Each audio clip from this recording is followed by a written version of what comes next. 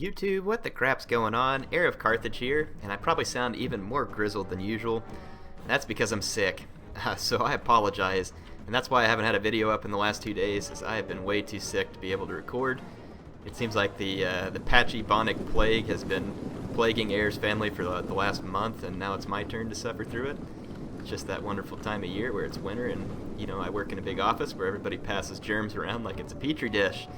So, in any case, we are back in the tournament match. This is Attila the Great's tournament. This is game 4. Yes, game 4. And if you haven't watched these yet, I'm giving you the opportunity to leave now. Spoiler free. Close the video. Go watch the others. Alright, spoiler time is over. So, right now, the first 2 games went to Danko, and then the third game went to Armenian King. So if Armenian King hopes to keep this alive, he's going to have to bring home a win.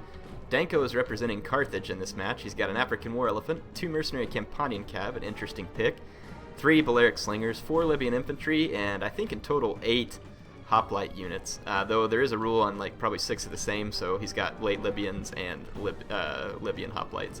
That's his army. 3 Galatian Raiders for Armenian King, who's fielding Galatia.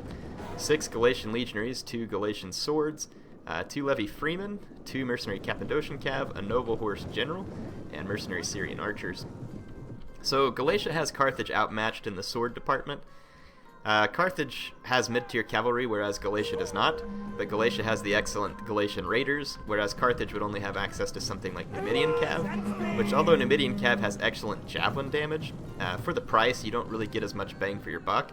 And the Javelin Cav probably doesn't matter as much versus Galatia as it would versus Carthage, since for Carthage, you're going to have to worry about elephants, and Javelin Cav is a great answer to elephants.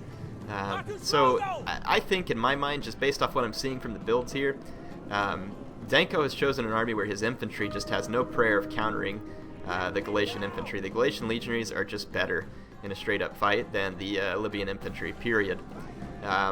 So he's going to have to rely on his Campanian Cav and his elephants to get the job done, as well as his skirmishers. Now, the Galatians do have access to mercenary Syrian archers, but I think they will struggle versus the Balearic Slingers. So I give the skirmishing advantage here as far as foot skirmishers to Danko. There are 3 Galatian Raiders on the field, though, which are going to be very annoying for Danko because he has units to screen them, but none of these units have javelins. Though he does have 2 Iberian swords, 1 on each flank. They could potentially be used to throw javelins at the Galatian Raiders, and that would be good. So yeah, if it comes down to an infantry engagement and the elephants aren't properly used, then I see this going in Armenian King's favor pretty quickly.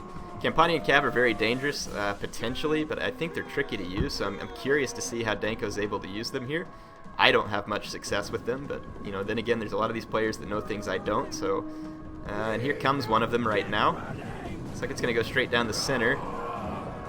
They're going to take a volley from the Levy Freeman. That's going to be painful. Fortunately, some of it missed, but still 5 Campanian Cav killed. It goes into a Noble Horse General, which is also going to be rough.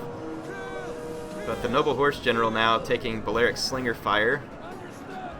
And Armenian King's going to want to retreat that general because the Libyan Hoplite just joined the fray, and that's not what he wants. But the Mercenary Campanian Cav has an attack order, so they're going to follow, and they're going to kill a lot of the Noble Horse on the way out. So not a ton of kills on these units yet, but looks like they chased the Noble Horse. They're getting killed by their own Slinger fire as well as the Noble Horse. I think the Slinger fire is what's killing the Noble Horse more than anything. Looks like Danko's trying to push through to the Syrian archers, but that Noble Horse is going to pretty much stop him. Though that momentary... that momentary chasing of the archers did allow him to bring his elephants, but he brought them through the back of his own men here. And that's not going to be super effective, and they just got run amok by Galatian Raiders. So, as of now, I'd say that this really favors Armenian King, because this infantry fight is going to grind out heavily in favor of him because of all the Galatian legionaries and so many hoplites in the field for Danko. The hoplite's not a bad plan. They can screen Galatian Raiders, they can pull down Cappadocian Cav and Noble Horse, but these elephants getting run amok this early is bad. I almost think that Danko should have tried to skirmish a little longer, kill those Syrian archers and the raiding horse, and then I don't know, it would have been a lot harder for Armenian King to stop the elephants at that point, but these Galatian Raiders here just paying dividends and ruining this Carthaginian War Elephant General, or African War Elephant General, and now there's Syrian archer fire coming in to finish the deal. with more Galatian raiders here as well. So definitely looking kind of grim for Danko, in my opinion. The Libyan infantry doesn't have a prayer against the Galatian legionaries. Even if they don't get a charge, I'm pretty sure that the Galatian legionaries will mop the floor with Libyan infantry. Libyan infantry aren't all that great.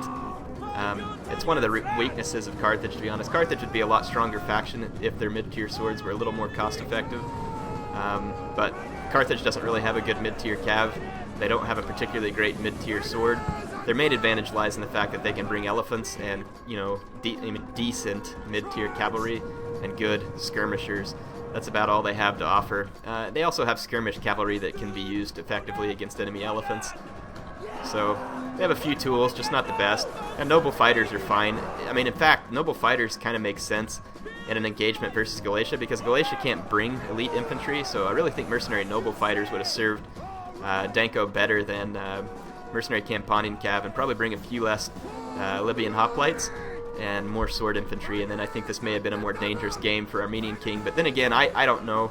I'm just giving you what I would have tried. That doesn't mean that it would have worked. But I definitely don't see how this could turn into Danko's favor. He just doesn't have the killing power. Once those elephants died, his killing power was gone.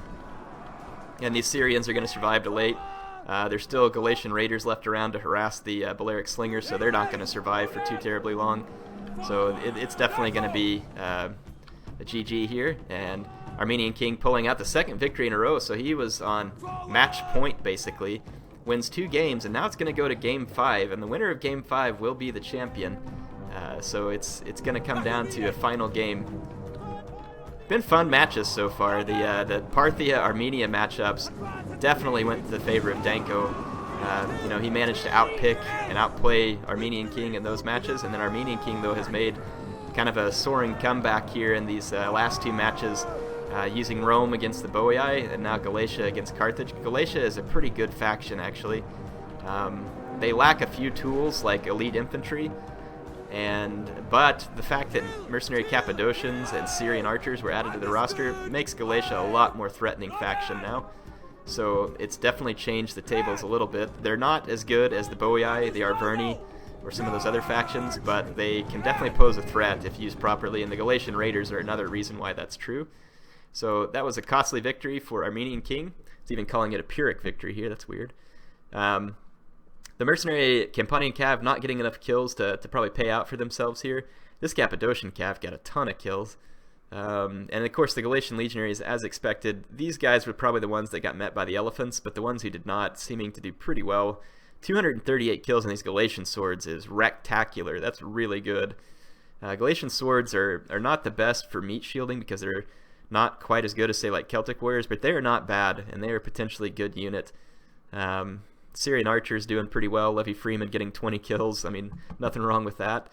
On the Carthaginian side, the elephants, you know, got quite a few kills, all things considered, but it just wasn't enough. You have to actually, he would have had to break the infantry line, and the elephants probably could have been used, maybe if Danko was able to kill the Galatian general and then use the elephants, it probably would have been a lot more dangerous. But I mean, that's always easier said than done. But seems like with going up against other barbarians, you always want to try and kill the general, and that should give you a good advantage. But again, like I said, sometimes it's easier said than done. Hope y'all enjoyed it. HeirofCarthage signing out for now, and I will be back soon with Game 5.